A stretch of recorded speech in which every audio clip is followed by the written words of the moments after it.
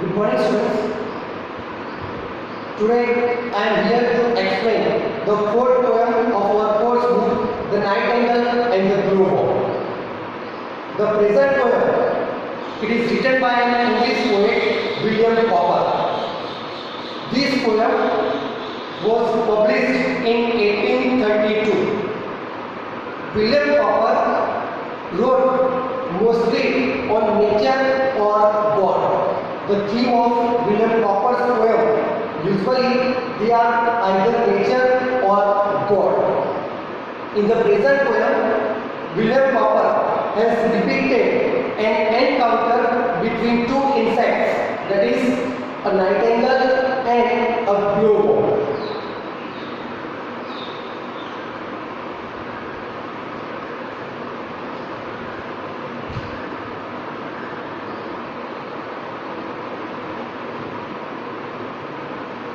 Now let's understand the poem. First stanza.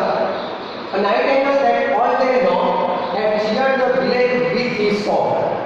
Nor yet at eve his note suspended, nor yet when eventide was ended. Began to feel as well he might to keen demands for appetite. This is the first stanza of the poem, The Nightingale and the Blowball. Some words and their meaning. Cheer, it means made happy. Note, here note, it means song. Suspended, it means stop or discontinued or finished. Eventide, it means evening. And appetite, it means hunger. In the first stanza of the poem, the poet William Cowper says that the nightingale, he made the village people happy by continuous song. By singing song continuously, the nightingale used to make the people of village or village people happy. Even he continues his song up to evening. And as he continued his song up to evening, he was hungry. That is given in the first stanza. This is the meaning or explanation of the first stanza, that the nightingale used to sing a song throughout the day, even his song was continued up to evening. Due to his song, the village people, they were happy. Finally, at evening time, the nightingale was hungry and he looked for food.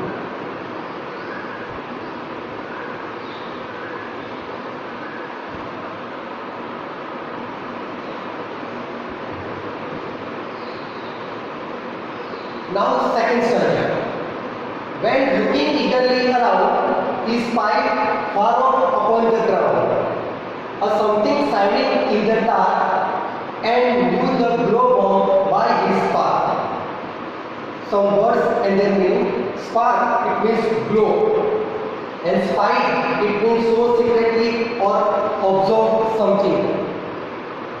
In the second stanza, when we read the lines, when looking eagerly around, he spied far off upon the ground. In the first stanza, at last we studied that the nightingale, due to singing throughout the day at evening time, he was hungry.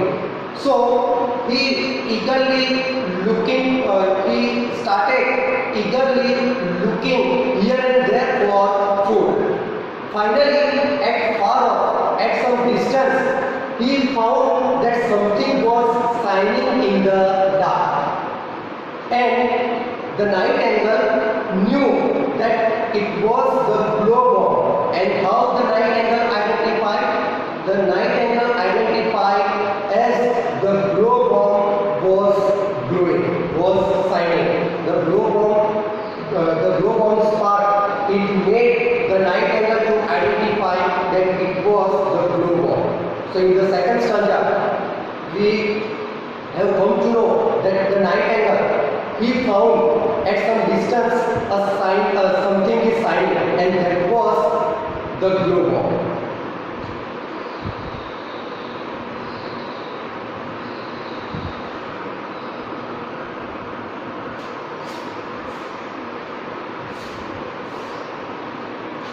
Now let's see the third stanza.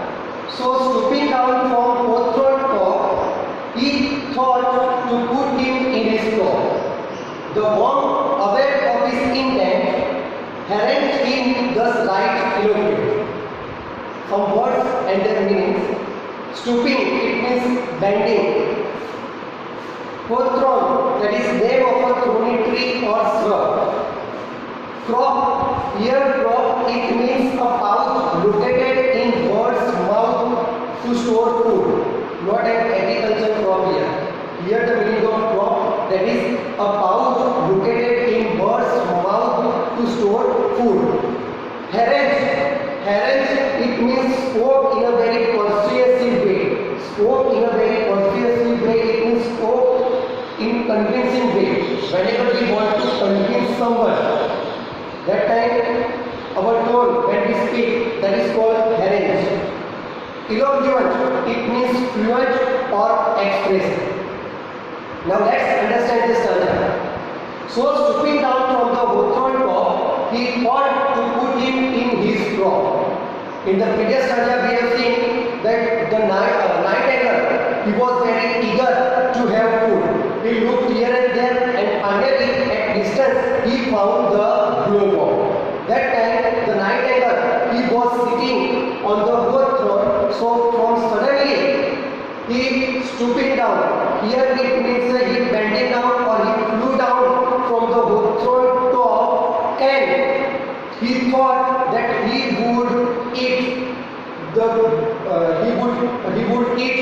the glowworm suddenly. But the glowworm was aware about his intention. The glowworm came to know about the intention of the nightingale, and that is why the glowworm, he spoke in a persuasive way. He tried to convince the nightingale not to eat him. Now let's see in the next stanza that what the glowworm told the nightingale.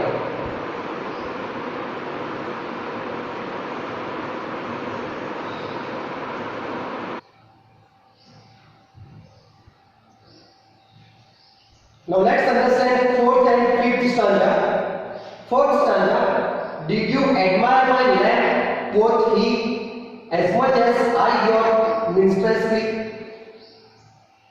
Some words and the meaning. Quoth, it means say. Admire, it means like or appreciate. Minstrelsy, that is singing.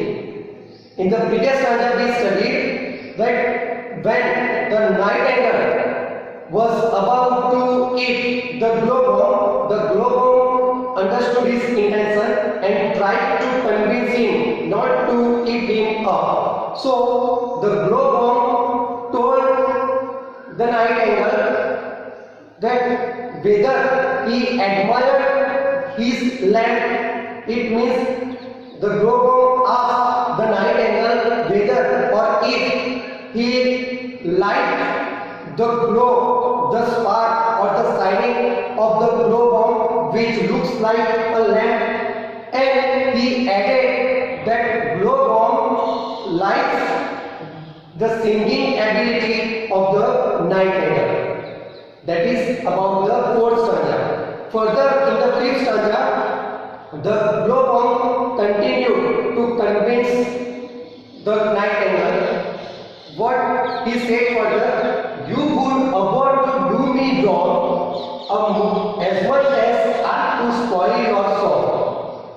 Abhor, it means dislike or hate. The glowworm further informed the nightingale that he disliked to do any wrong to the nightingale, as the nightingale, he was good at singing.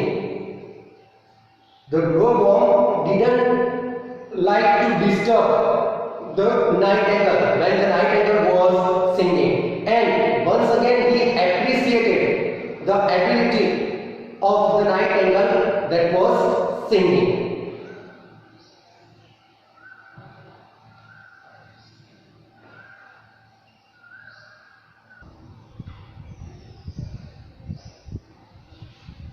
Now let's understand sixth and seventh stanza.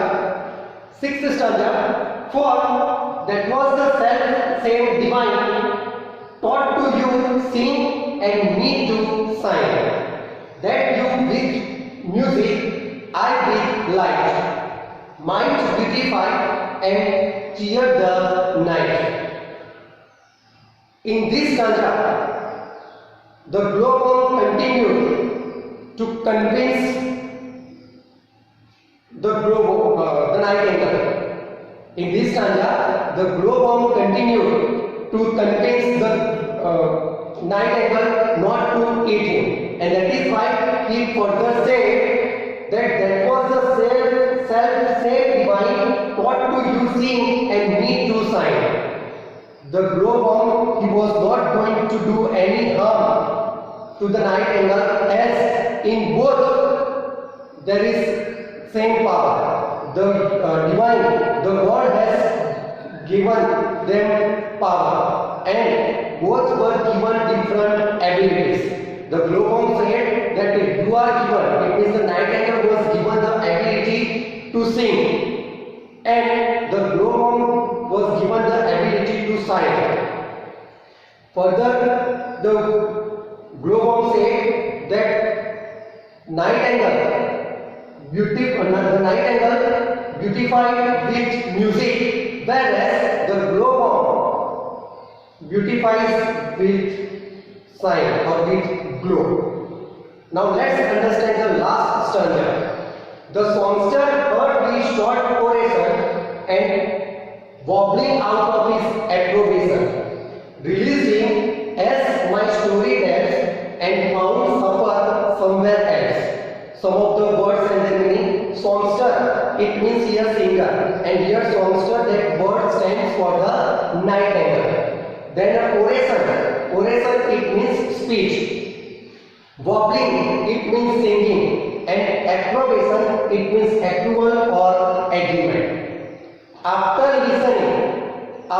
hearing the speech of the glowworm, the nightingale, he was highly impressed, and he also understood that both were the creation of God, both were the creation of divine power, both were gifted different things, and that is why the nightingale decided not to eat the glowworm, and he made the glowworm free, and then he tried to find the food somewhere else. So finally, the nightingale, he released the glowworm. He didn't eat the glowworm, and the glowworm, he was free now. So in this short poem, the nightingale and the glowworm, that also teaches us that in each individual has a different potential, has different abilities. Some people have ability to speak in front of the people. Some people, they are good singers. Some are good at writing. So in this poem also we have come across that the nightingale, it has ability to sing, whereas the glowworm has ability to blow or to shine at night.